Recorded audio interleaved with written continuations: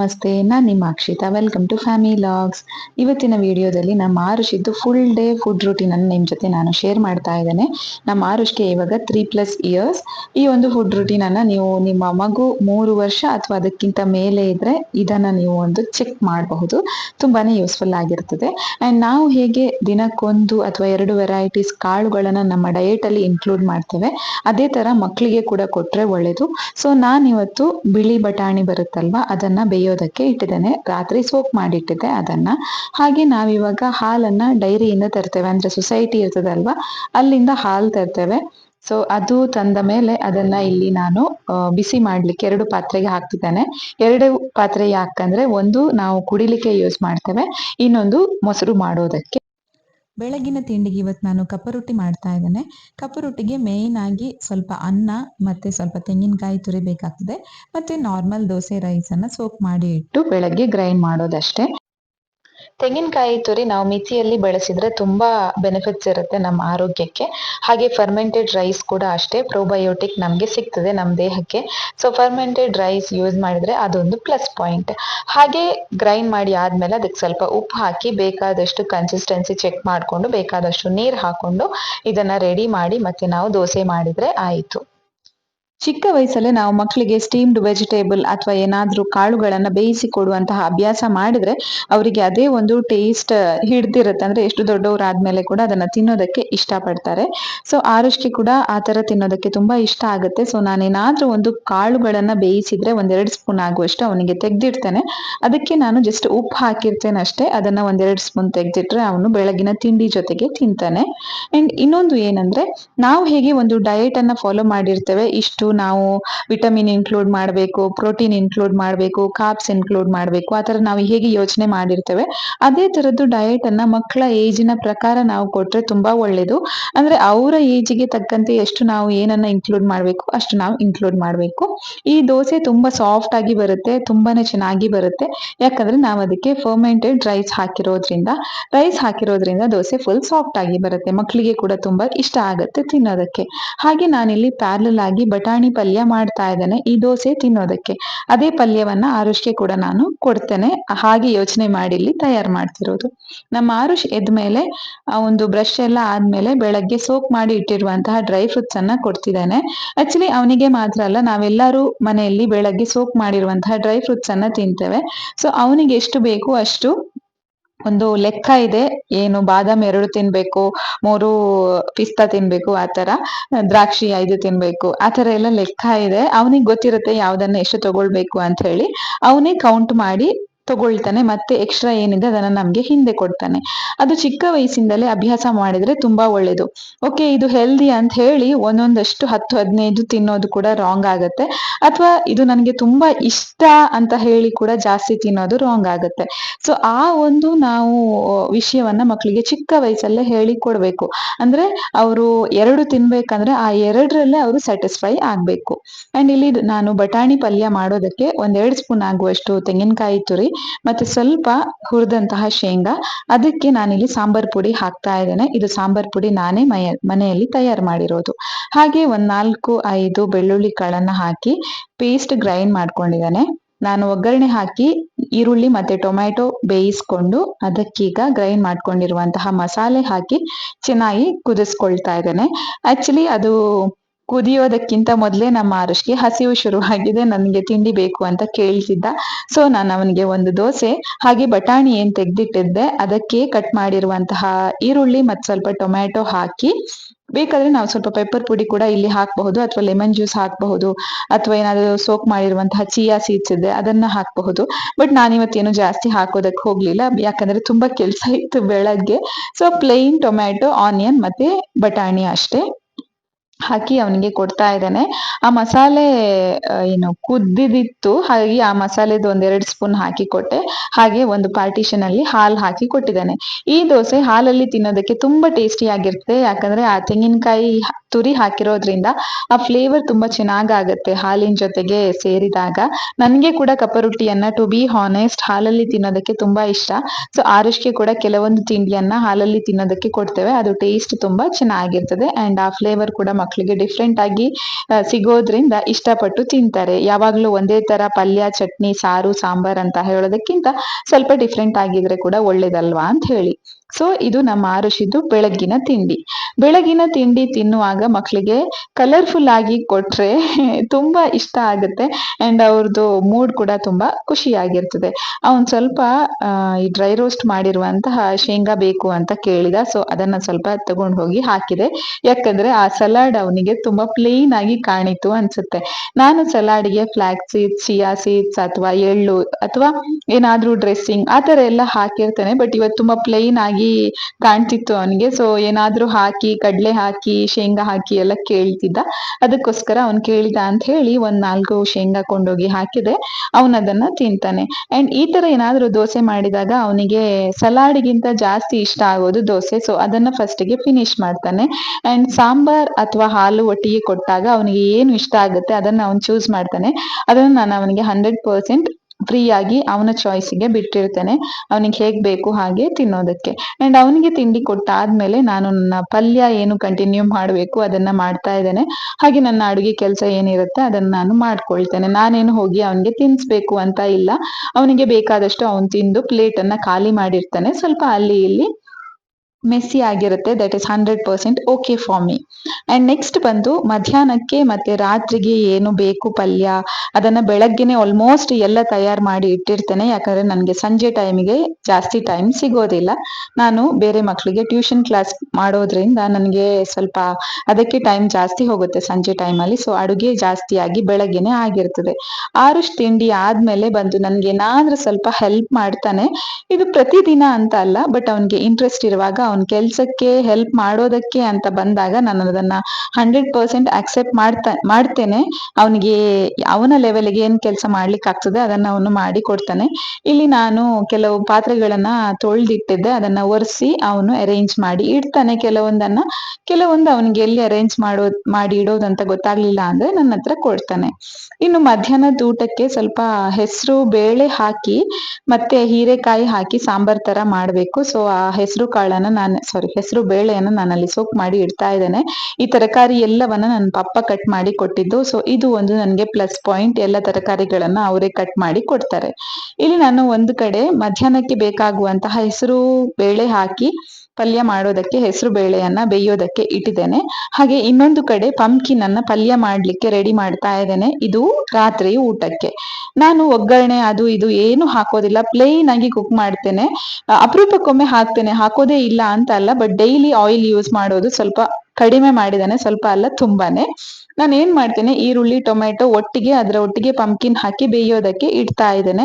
And ಆ ಕಡೆ ಹೀರೆಕಾಯಿ ಪಲ್ಯಕ್ಕೆ ಕೂಡ ಹಾಗೆ ಆಗ್ತಾ ಇದೆ. ಹಾಗೆ ಒಂದೆರಡು ಕ್ಯಾರೆಟ್ ಕೂಡ ಇವತ್ತು ತೆಗಿಬೇಕಾಗಿತ್ತು. ಸೊ ಅದನ್ನ ಕೂಡ ಪಂಪ್ಕಿನ್ ಜೊತೆಗೆ ಸ್ವಲ್ಪ ಹೀರೆಕಾಯಿ ಸಾಂಬಾರ್ ಏನ್ ಮಾಡ್ತಾ ಇದ್ದಾನೆ ಅದಕ್ಕೆ ಸ್ವಲ್ಪ ಹಾಕ್ತಾ ಇದ್ದಾನೆ.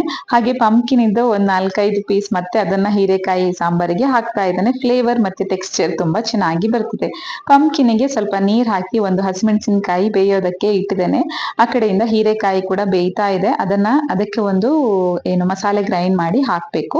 ಹಾಗೆ ಪಂಪ್ಕಿನ್ ಅನ್ನು ನಾನು 100% ಕುಕ್ ಮಾಡೋದಿಲ್ಲ, ಒಂದು 90% ಕುಕ್ ಮಾಡಿ ಆದ್ಮೇಲೆ ಸ್ಟವ್ ಆಫ್ ಮಾಡಿ ಲಿಡ್ ಕ್ಲೋಸ್ ಮಾಡಿ ಇಡ್ತೇನೆ. ಇನ್ನು ಅದನ್ನ ರಾತ್ರಿ ವೇಳೆಗೆ ಅದನ್ನ ಕಂಟಿನ್ಯೂ ಮಾಡ್ತೇನೆ ಆ ಪಲ್ಯವನ್ನ. ಇನ್ನು ಹೀರೆಕಾಯಿ ಪಲ್ಯ ಕಂಟಿನ್ಯೂ ಮಾಡಿ ಅದು ಮುಗ್ದಿದೆ. ಅದಾದ್ಮೇಲೆ 10-11 ಗಂಟೆಗೆ ನಮ್ಮ ಆರುಷ್ಗೆ ಒಂದು ಸ್ನಾಕ್ಸ್ ಕೊಡ್ತೇನೆ. ಅದಕ್ಕೆ ಇವತ್ತು ಒಂದು ಪೇರಳೆ ಹಣ್ಣು ಮತ್ತೆ ಸ್ವಲ್ಪ ಮುಳ್ಳು ಸೌತೆಕಾಯಿ ಮತ್ತೆ ಇದೊಂದು ಬುಗುರಿ ಹಣ್ಣು ಅಂತ ಹೇಳ್ತೇವೆ ನಾವು, ಇಂಗ್ಲಿಷ್ ಅಲ್ಲಿ ಜುಜುಬಿ ಅಂತ ಹೇಳ್ತಾರೆ. ಸೊ ಅದಿತ್ತು ತಂದದ್ದು, ಅದನ್ನ ಸ್ವಲ್ಪ ಅವನಿಗೆ ಕೊಡ್ತಾ ಇದ್ದೇನೆ. ಬೆಳಗ್ಗೆ ಜಾಸ್ತಿ ನಾನು ಅವನಿಗೆ ತರಕಾರಿ ಅಥವಾ ಹಣ್ಣುಗಳನ್ನ ಇನ್ಕ್ಲೂಡ್ ಮಾಡ್ಲಿಲ್ಲ. ಸೊ 10 ಗಂಟೆಯ ಸ್ನಾಕ್ಸ್ಗೆ ನಾನು 100% ಹಣ್ಣು ಅಥವಾ ತರಕಾರಿಗಳನ್ನ ಇನ್ಕ್ಲೂಡ್ ಮಾಡ್ಬೇಕು ಅಂತ ಹೇಳಿ ಈ ತರ ನಾನು ಪ್ಲಾನ್ ಮಾಡಿ ಇಡ್ತೇನೆ. ನಾವು ಮಕ್ಕಳಿಗೆ ಏನಾದ್ರೂ ಫುಡ್ ಕುಕ್ ಮಾಡಿ ಕೊಡುವಾಗ ಅದನ್ನ ನಾವು ಅವರಿಗೆ ಪ್ಲೇಟಿಗೆ ಹಾಕಿ ಕೊಡುವಾಗ ಆ ಲುಕ್ ಏನಿರುತ್ತೆ, ಪ್ರೆಸೆಂಟೇಶನ್ ಏನಿರುತ್ತೆ, ಅದು ತುಂಬಾ ಮ್ಯಾಟರ್ ಆಗ್ತದೆ. ಅದನ್ನ ನೋಡಿದಾಗ ಮಕ್ಕಳಿಗೆ ಅಟ್ರಾಕ್ಟ್ ಆಗ್ಬೇಕು. ಓಕೆ, ನಾನು ಇದನ್ನ ತಿನ್ಬೇಕು, ಇದು ಟೇಸ್ಟಿ ಆಗಿದೆ, ನೋಡೋದಕ್ಕೆ ಕೂಡ ತುಂಬಾ ಚೆನ್ನಾಗಿದೆ ಅಂತ ಹೇಳಿ ಅವರಿಗೆ ಅನ್ನಿಸ್ಬೇಕು. ಅದನ್ನ ನಾವು ಚಿಕ್ಕ ವಯಸ್ಸಿಂದಲೇ ಶುರು ಮಾಡಿದ್ರೆ ಅವರಿಗೆ ಹ್ಯಾಪಿ ಆಗುತ್ತೆ. ಅಂಡ್ ಒಂದೇ ವೆರೈಟಿ ಕೊಡುವಾಗ ಮಕ್ಕಳಿಗೆ ಇಷ್ಟ ಆಗ್ಲಿಲ್ಲ ಅಂದ್ರೆ ಒಂದು 3-4 ವೆರೈಟೀಸ್ ಕೊಟ್ಟು ನೋಡ್ಬೇಕು. ಸೊ ಅದರಲ್ಲಿ ಅಟ್ಲೀಸ್ಟ್ ಅವರು ಒಂದೆರಡು ವೆರೈಟಿಯನ್ನಾದ್ರೂ ಟೇಸ್ಟ್ ಮಾಡಿ ಇಷ್ಟಪಟ್ಟು ತಿಂತಾರೆ. ನಮ್ಮ ಆರುಷ್ಗೆ ಈ ತರ ಕಲರ್ಫುಲ್ ಆಗಿ ಕೊಟ್ರೆ ತುಂಬಾ ಇಷ್ಟ ಆಗುತ್ತೆ. ಚಿಕ್ಕ ವಯಸ್ಸಿಂದ ಕೂಡ ಅಷ್ಟೇ, ಅವನಿಗೆ ಕಲರ್ಫುಲ್ ಪ್ಲೇಟ್ ಅಂದ್ರೆ ತುಂಬಾ ಇಷ್ಟ. ಸೊ ನಾನು ಆ ಪಾರ್ಟಿಷನ್ ಪ್ಲೇಟ್ ಕೂಡ ಅಷ್ಟೇ ಅವ್ನು ಚಿಕ್ಕವನಿರುವಾಗನೇ ತಗೊಂಡಿದ್ದು. ಆವಾಗದಿಂದ 2-3 ವೆರೈಟೀಸ್ ಹಾಕಿ ಕೊಡ್ತಾ ಇದ್ದೆ. ಅಂಡ್ ಅವನಿಗೆ ಕೈಯಲ್ಲಿ ತಿನ್ನೋದಕ್ಕೆ ಕೂಡ ಅಷ್ಟೇ ನಾನು ಅವನಿಗೆ ಒಂದು 7-8 ಮಂತ್ಸ್ ಇಂದಾನೆ ಸ್ಟಾರ್ಟ್ ಮಾಡಿದ್ದೇನೆ ಈ ಸ್ಟೀಮ್ಡ್ ವೆಜಿಟೇಬಲ್ ಫ್ರೂಟ್ಸ್ ಎಲ್ಲ ತಿನ್ನೋದು ಅಭ್ಯಾಸ ಮಾಡೋದು. ಸೊ ಇವಾಗ ಅದು ತುಂಬಾ ಹೆಲ್ಪ್ಫುಲ್ ಆಗ್ತಾ ಇದೆ. ಇದು ಒಂದು 10-11 ಗಂಟೆ ಆದ್ಮೇಲೆ ನಾನು ಅವನನ್ನ ಸ್ವಲ್ಪ ಕೆಳಗಡೆ ಸೈಕ್ಲಿಂಗ್ ಅಥವಾ ಪಾರ್ಕ್ಗೆ ಆಟ ಆಡೋದಕ್ಕಂತ ಹೇಳಿ ಕರ್ಕೊಂಡು ಹೋಗಿರ್ತೇನೆ. ಅಲ್ಲಿಂದ ಬಂದು ಸ್ನಾನ ಎಲ್ಲ ಮಾಡಿಸಿ ಆದ್ಮೇಲೆ ಇಲ್ಲಿ ಒಂದು ಬನಾನ ಕೊಡ್ತಾ ಇದ್ದೇನೆ. ಇದು ಆಲ್ಮೋಸ್ಟ್ 12 ಗಂಟೆ ಆಗ್ತಾ ಬಂದಿದೆ. 100% ಈ ತರ ರೂಟೀನ್ ಇತ್ತ ಅಂತ ಅಲ್ಲ, ಬಟ್ ಈ ದಿನದ ರೂಟೀನ್ ಈ ತರ ಇತ್ತು. ಬೆಳಗಿನ ತಿಂಡಿ ಒಂದು ಸ್ವಲ್ಪ ಬೇಗ ಆಗಿತ್ತು, ಹಾಗಾಗಿ ನಾನು 10 ಗಂಟೆಯ ಸ್ನಾಕ್ಸ್ ಅನ್ನ ಸ್ವಲ್ಪ ಬೇಗ ಕೊಟ್ಟಿದ್ದೆ. ಹಾಗೆ 12 ಗಂಟೆಗೆ ಒಂದು ಬನಾನ ಕೊಡ್ತಾ ಇದ್ದೇನೆ. ಬೆಳಗಿನ ತಿಂಡಿ ಸ್ವಲ್ಪ ಲೇಟ್ ಆಗಿದ್ರೆ ಅಂಡ್ ಅದಾದ್ಮೇಲೆ ಒಂದೇ ಸ್ನಾಕ್ಸ್ ಇರ್ತದೆ, ಅದು ಒಂದು 10-11 ಗಂಟೆಯ ಟೈಮಿಗೆ. ಇವತ್ತು ಈ ತರ 2 ಸ್ನಾಕ್ಸ್ ಇತ್ತು. ಯಾವಾಗ್ಲೂ ಈ ತರ 2 ಸಲ ನಾನು ಕೊಡೋದಿಲ್ಲ, ಒಂದು ಸಲ ಕೊಡುವಂತಹ ದಿನ ಕೂಡ ಹೆಚ್ಚಾಗಿ ಇರ್ತದೆ. And real and raw video ಆಗಿರೋದ್ರಿಂದ ನಾನು ಅದನ್ನ ಹಾಗೆ ಇಟ್ಟಿದ್ದೇನೆ. ಇದಾದ್ಮೇಲೆ ಇನ್ನು ಮಧ್ಯಾಹ್ನದ ಊಟದ ಟೈಮ್. ಊಟಕ್ಕೆ ಅವನಿಗೆ ಒಂದು ಆಮ್ಲೆಟ್ ತರ ಮಾಡುವ ಅಂತ ಹೇಳಿ ಇಲ್ಲಿ ರೆಡಿ ಮಾಡ್ತಾ ಇದ್ದೇನೆ. ನಾನು ರೆಡಿ ಮಾಡುವಾಗ ನಾನು ಹೆಲ್ಪ್ ಮಾಡ್ತೇನೆ ಅಂತ ಹೇಳುವಂತಹ ಒಂದು ರಿಕ್ವೆಸ್ಟ್ ಏನಿರುತ್ತೆ ಅದು ಜಾಸ್ತಿ ಕೇಳ್ತಾ ಇತ್ತು ನನ್ನ ಕಿವಿಗೆ ಇವತ್ತು. ಓಕೆ ಬಾ ನೀನು ಹೆಲ್ಪ್ ಮಾಡು ಅಂತ ಹೇಳಿ ಅವನನ್ನ ಇಲ್ಲಿ ನಾನು ಕರ್ಕೊಂಡು ಬಂದು ನಿಲ್ಸಿದ್ದೇನೆ. ಚೈರ್ ಮೇಲೆ ನಿಲ್ಸಿರ್ತೇನೆ. ಅವನು ಏನೆಲ್ಲ ಅದಕ್ಕೆ ಹಾಕ್ಬೇಕು, ಅದನ್ನ ಎಷ್ಟು ಹಾಕ್ಬೇಕು ಅಂತ ಹೇಳಿ ನಾನು ಗೈಡ್ ಮಾಡಿದ್ರೆ ಅವನು ಹಾಕ್ತಾನೆ. ನಮ್ಮ ಪಪ್ಪ ಅಲ್ಲಿ ರಾಗಿ ಮುದ್ದೆ ಮಾಡ್ತಾ ಇದ್ದಾರೆ. ನಾನು ರಾಗಿ ಮುದ್ದೆಗೆ ಅದೆಲ್ಲವನ್ನ ತಯಾರು ಮಾಡಿ ಇಟ್ಟಿರ್ತೇನೆ. ಮುದ್ದೆ ಮಾಡೋದು ಮಾತ್ರ ನಮ್ಮ ಪಪ್ಪ ಡೈಲಿ ಹೆಚ್ಚಾಗಿ ಅವರೇ ಮಾಡ್ತಾರೆ. ಅಂಡ್ ಏನಂದ್ರೆ ಮಕ್ಳ ಹತ್ರ ನಾವು ಈ ತರ ಸ್ವಲ್ಪ ಕೆಲಸ ಮಾಡೋದಕ್ಕೆ ಕೊಟ್ರೆ ಅವರಿಗೂ ಕೂಡ ಖುಷಿ ಆಗ್ತದೆ ಅಂಡ್ ಅವ್ರು ಹ್ಯಾಪಿ ಆಗಿರ್ತಾರೆ. ನಾವು ಮಕ್ಳನ್ನ ಕಿಚನ್ಗೆ ಕರ್ಕೊಂಡ್ ಬಂದ್ರೆ ಮೆಸ್ಸಿ ಆಗ್ತದೆ ಕೆಲವೊಂದ್ಸಲ ನಮ್ಗೆ ಎಕ್ಸ್ಟ್ರಾ ಜಾಸ್ತಿ ಕೆಲಸ ಕೊಡ್ತಾರೆ. ಕೆಲವೊಂದ್ಸಲ ನಾವ್ ಏನ್ ಮಾಡ್ಬಾರ್ದು ಅಂತ ಹೇಳ್ತೇವೆ ಅದನ್ನೇ ಮಾಡಿ ಬಿಡ್ತಾರೆ. ಕೆಲವೊಂದ್ಸಲ ಬೇಕು ಅಂತ ಮಾಡ್ತಾರೆ, ಕೆಲವೊಂದ್ಸಲ ಗೊತ್ತಾಗದೆ ಮಾಡ್ತಾರೆ. ಇಂಥದ್ದೆಲ್ಲ ಸಿಚುವೇಶನ್ಸ್ ಇರ್ತದೆ. ಆದ್ರೆ ನಮ್ಗೆ ಯಾವಾಗ ಸ್ವಲ್ಪ ಟೈಮ್ ಇದೆ, ನಮ್ಮ ಮನ್ಸು ಯಾವಾಗ ಸ್ವಲ್ಪ ಕಾಮ್ ಆಗಿದೆ, ಆವಾಗ ಮಕ್ಕಳನ್ನ ಕರ್ಕೊಂಡ್ ಬಂದು ಏನಾದ್ರೂ ಚಿಕ್ಕ ಪುಟ್ಟ ಕೆಲಸ ಹೇಳಿ ಕೊಟ್ರೆ ತುಂಬಾ ಒಳ್ಳೇದು. ಅವ್ರದ್ದು ಮೈಂಡ್ ಕೂಡ ಫ್ರೆಶ್ ಆಗಿರ್ತದೆ ಅಂಡ್ ಅವ್ರದ್ದು ಸ್ಕಿಲ್ ಕೂಡ ಡೆವಲಪ್ ಆಗುತ್ತೆ. ಹಾಗೆ ಅವರು ಹ್ಯಾಪಿ ಆಗಿ ಇರ್ತಾರೆ. ನಮ್ಗೆ ಕೆಲವೊಂದ್ಸಲ ಕೆಲಸ ಜಾಸ್ತಿ ಆಗಿದ್ರೂನುವೆ ಪರವಾಗಿಲ್ಲ, ಅವ್ರು ಏನೋ ಒಂದು ಕಲಿತಾರೆ ಅನ್ನುವಂತಹ ನಮ್ಗೆ ಒಂದು ಖುಷಿ ಇರ್ತದೆ. ಇನ್ನು ಏನಂದ್ರೆ ನಾವೊಂದು ಮಗು 15 ವರ್ಷ ಆದ್ಮೇಲೆ ಹೇಳಿಕೊಡುವ, 20 ವರ್ಷ ಆದ್ಮೇಲೆ ಹೇಳಿಕೊಡುವ, ಇಷ್ಟು ಬೇಗ ಯಾಕೆ ಮಕ್ಕಳಿಗೆ ಅಂತ ಹೇಳಿ ಕುತ್ಕೊಂಡ್ರೆ ಮಕ್ಕಳಿಗೆ ಮತ್ತೆ ಟೈಮೇ ಸಿಗೋದಿಲ್ಲ ಯಾವಾಗ್ಲೂ ಕಲಿಯೋದಕ್ಕೆ. ಒಮ್ಮೆ ಸ್ಕೂಲ್ ಅಂತ ಶುರು ಆದ್ಮೇಲೆ ಅವ್ರದ್ದು ದಿನಚರಿನೇ ಬೇರೆ ಆಗಿರ್ತದೆ ಅಂಡ್ ಕಾಲೇಜ್ ಅಂತ ಹೇಳಿದ್ಮೇಲೆ ಮತ್ತೆ ಹೇಳೋದೇ ಬೇಡ. ಅದಕ್ಕೋಸ್ಕರ ಮಕ್ಕಳಿಗೆ ಯಾವಾಗ ಟೈಮ್ ಇರುತ್ತೆ ಆವಾಗ ಈ ತರ ನಾವೇನಾದ್ರೂ ಒಂದು ಚಿಕ್ಕ ಪುಟ್ಟ ಕೆಲ್ಸವನ್ನ ಹೇಳಿಕೊಟ್ರೆ ಖುಷಿ ಆಗಿರ್ತದೆ. ಅವ್ರದ್ದು ಜೀವನ ಕೂಡ ಅಷ್ಟೇ. ಕೆಲ್ಸ ಕಲ್ತ್ರೆ ಲಾಭನೇ ವಿನಃ ನಷ್ಟ ಏನು ಇರೋದಿಲ್ಲ ಯಾವತ್ತು. ಆರುಷ್ನನ್ನ ಹೀಗೆ ನಾನು ಅಪರೂಪಕ್ಕೊಮ್ಮೆ ಕುತ್ಕೊಳಿಸ್ತೇನೆ. ಅವನಿಗೆ ತುಂಬಾ ಖುಷಿ ಆಗ್ತದೆ ಈ ತರ ನಾನು ಕುತ್ಕೊಳಿಸಿದ್ರೆ. ಬಟ್ ನಾನು ಸೇಫ್ ಆಗಿ ನೋಡ್ಕೊಂಡಿರ್ತೇನೆ. ತುಂಬಾ ರಿಸ್ಕ್ ಕೂಡ ನಾವು ಮಕ್ಕಳನ್ನ ಈ ತರ ಕುತ್ಕೊಳಿಸೋದು. ಬಟ್ ಅವಾಗ ಸ್ವಲ್ಪ ಜಾಗ್ರತೆಯಾಗಿ ನೋಡ್ಕೊಳ್ಳುವಾಗ ಕುತ್ಕೊಳಿಸಿದ್ರೆ ಅವರಿಗೆ ಕೂಡ ಖುಷಿ ಆಗ್ತದೆ ಅಂತ ಹೇಳಿ ನಾನು ಈ ತರ ಸ್ವಲ್ಪ ಕುತ್ಕೊಳಿಸಿರ್ತೇನೆ ಅಷ್ಟೇ. ಏನಾದ್ರೂ ಈ ತರ ರೆಡಿ ಮಾಡಿದಾಗ ಅವನಿಗೆ ತಿನ್ಬೇಕು ಅಂತ ಹೇಳಿ ತುಂಬಾ ಆಸೆ ಆಗಿರ್ತದೆ. ಅವ್ನು ಕೇಳೋದಿಲ್ಲ, ಬಟ್ ನನ್ಗೆ ಗೊತ್ತಾಗುತ್ತೆ ಅಂತ ಹೇಳಿ ಹಾಗೆ ಒಂದ್ ಪೀಸ್ ಅವನಿಗೆ ತಿನ್ನೋದಕ್ಕೆ ಕೊಟ್ಟೆ. ಅದಾದ್ಮೇಲೆ ಅವನದು ಊಟದ ಪ್ಲೇಟ್ ಅನ್ನ ರೆಡಿ ಮಾಡ್ತಾ ಇದ್ದೇನೆ. ರಾಗಿ ಮುದ್ದೆ ಹಾಗೆ ಹೀರೆಕಾಯಿ ಸಾಂಬಾರ್ ಹಾಗೆ ಸ್ಕ್ರಾಂಬಲ್ಡ್ ಎಗ್ ಅನ್ನ ಇಲ್ಲಿ ನಾನು ಒಂದು ಪ್ಲೇಟಿಗೆ ಹಾಕ್ತಾ ಇದ್ದೇನೆ. ರಾಗಿ ಮುದ್ದೆ ಅವನಿಗೆ ದೊಡ್ಡ ಮುದ್ದೆ ಮಾಡಿ ಕೊಟ್ರೆ ಎಷ್ಟು ತಿನ್ಬೇಕು, ಹೇಗೆ ತೆಗಿಬೇಕು ಅಂತ ಹೇಳಿ ಅಷ್ಟೊಂದು ಗೊತ್ತಾಗೋದಿಲ್ಲ. ಅವನೇ ತೆಗೆದು ತಿಂತಾನೆ. ಕೆಲವೊಂದ್ಸಲ ಅದನ್ನ ಕೂಡ ಅಭ್ಯಾಸ ಮಾಡ್ತೇವೆ. ಆದ್ರೆ ಎಷ್ಟು ತಿನ್ಬೇಕು ಬಾಯೊಳಗೆ, ಹೇಗೆ ಹಾಕ್ಬೇಕು ಅಂತ ಹೇಳಿ ಗೊತ್ತಾಗೋದಿಲ್ಲ ಅಂತ ಹೇಳಿ ನಾವು ಈ ತರ ಚಿಕ್ಕ ಚಿಕ್ಕ ಬಾಲ್ಸ್ ತರ ಮಾಡಿ ಕೊಡ್ತೇವೆ. ಸೊ ಅವನಿಗೆ ಕೂಡ ಇಷ್ಟ ಆಗುತ್ತೆ ಅದನ್ನ ನೋಡಿ ತಿನ್ನೋದಕ್ಕೆ ಅಂತ ಹೇಳಿ. ನಾವು ಮಧ್ಯಾಹ್ನ ಎಲ್ಲರೂ ರಾಗಿ ಮುದ್ದೆ ತಿಂತೇವೆ. ಸೊ ಅದನ್ನೇ ಅವನಿಗೆ ಕೂಡ ಕೊಡ್ತೇವೆ. ಅವನಿಗಂತ ಹೇಳಿ ಇವಾಗ ನಾನೇನು ವಿಶೇಷವಾಗಿ ಅಡುಗೆ ಮಾಡೋದು ತುಂಬಾ ಕಡಿಮೆ. ತುಂಬಾ ಅಪರೂಪಕ್ಕೊಮ್ಮೆ ಅವನಿಗೋಸ್ಕರ ಅಂತ ಹೇಳಿ ಅಡುಗೆ ಮಾಡ್ತೇನೆ. ಇಲ್ಲದಿದ್ರೆ ನಾವೇನ್ ತಿಂತೇವೆ ಅದನ್ನೇ ಇವಾಗ 100% ತಿಂತಾನೆ. ಖಾರ ಉಪ್ಪು ಎಲ್ಲ ಅವನ ರೇಂಜ್ಗೆ ನಾವು ಕೂಡ ಕುಕ್ ಮಾಡ್ತೇವೆ. ಸೊ ಅದೇ ಫುಡ್ ಅನ್ನ ಅವನು ತಿಂತಾನೆ. ಮಧ್ಯಾಹ್ನದ ಊಟ ಆದ್ಮೇಲೆ ಇನ್ನು ಸಂಜೆಯ ಸ್ನಾಕ್ಸ್ ಟೈಮ್. ಸ್ನಾಕ್ಸ್ಗೆ ಹಾಲಿತ್ತು ಬೆಳಗ್ಗೆ ನಾನೇನ್ ಬಿಸಿ ಮಾಡಿದ್ದೆ ಅದನ್ನ ಮತ್ತೆ ಒಮ್ಮೆ ಬಿಸಿ ಮಾಡಿ ಇಡ್ತೇನೆ ನಾನು ಊಟ ಆದ್ಮೇಲೆ. ಸೊ ದಟ್ ಸಂಜೆಯ ಸ್ನಾಕ್ಸ್ ಟೈಮ್ಗೆ ಯಾರು ಬೇಕು ಎಷ್ಟು ಬೇಕು ಅವರು ಕುಡಿಬಹುದು ಅಂತ ಹೇಳಿ. ಸಂಜೆಯ ಸ್ನಾಕ್ಸ್ಗೆ ಜಾಸ್ತಿಯಾಗಿ ನಾವು ಫ್ರೂಟ್ಸ್ ತಿಂತೇವೆ. ಸೊ ಫ್ರೂಟ್ಸ್ ಇವತ್ತು ಆಪಲ್ ತಿನ್ನುವ ಅಂತ ಹೇಳಿ ಆಪಲ್ ರೆಡಿ ಮಾಡ್ತಾ ಇದ್ದೇನೆ. ಹಾಗೆ ಬೆಳಗ್ಗಿನ ದೋಸೆ ಒಂದೆರಡು ಉಳಿದಿತ್ತು, ಅದನ್ನ ನಮ್ಮ ಆರುಷ್ ಬೇಕು ಅಂತ ಇದ್ರೆ ಅವನಿಗೆ ನಾವು ಸಂಜೆಯ ಟೈಮಲ್ಲಿ ಕೊಡ್ತೇವೆ. ನಾನು ಮಕ್ಕಳಿಗೆ ಟ್ಯೂಷನ್ ಕೊಡೋದ್ರಿಂದ ಸಂಜೆಯ ಟೈಮಲ್ಲಿ ನನಗೆ ಬೇರೆ ಹೊಸ ವೆರೈಟಿ ಏನು ಮಾಡಿ ಕೊಡೋದಕ್ಕೆ ಆಗೋದಿಲ್ಲ ಸ್ನ್ಯಾಕ್ಸ್ ಟೈಮಲ್ಲಿ.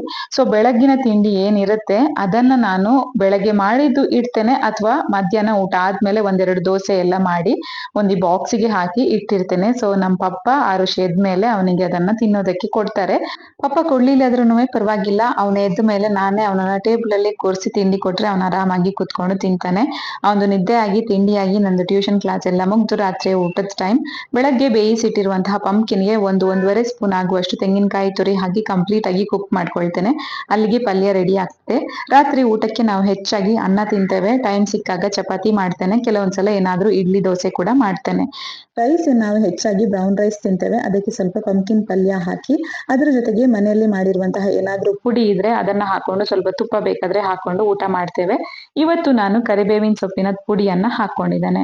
ನಮ್ಮ ಆರುಷ್ಗೆ ಏನಂದ್ರೆ ಕಲರ್ಫುಲ್ ಪ್ಲೇಟ್ ಅಂದ್ರೆ ಇಷ್ಟ ಆಗುತ್ತೆ, ಬಟ್ 100% ಅಂತ ಹೇಳೋದಕ್ಕೆ ಕೂಡ ಆಗೋದಿಲ್ಲ. ಮಕ್ಕಳ ಮೂಡ್ ಒಂದೇ ತರ ಇರೋದಿಲ್ಲ. ಕೆಲವೊಂದ್ಸಲ ಇಷ್ಟಪಟ್ಟು ತಿಂತಾರೆ, ಕೆಲವೊಂದ್ಸಲ ಅಷ್ಟೊಂದು ಇಷ್ಟಪಟ್ಟು ತಿನ್ನೋದಿಲ್ಲ.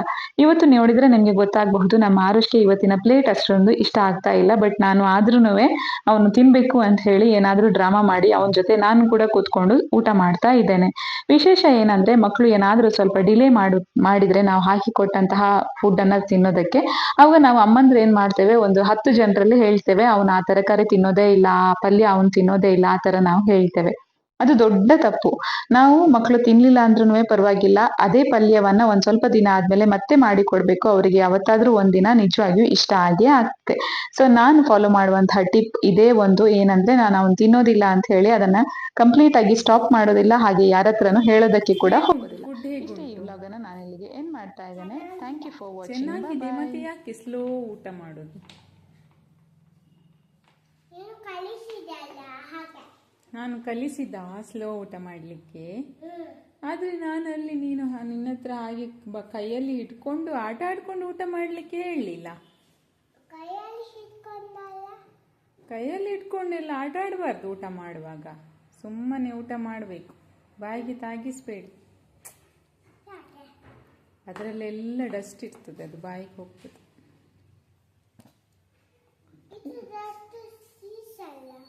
ಬೇಡ ಆದ್ರೂ ಸಹ ಊಟ ಮಾಡು.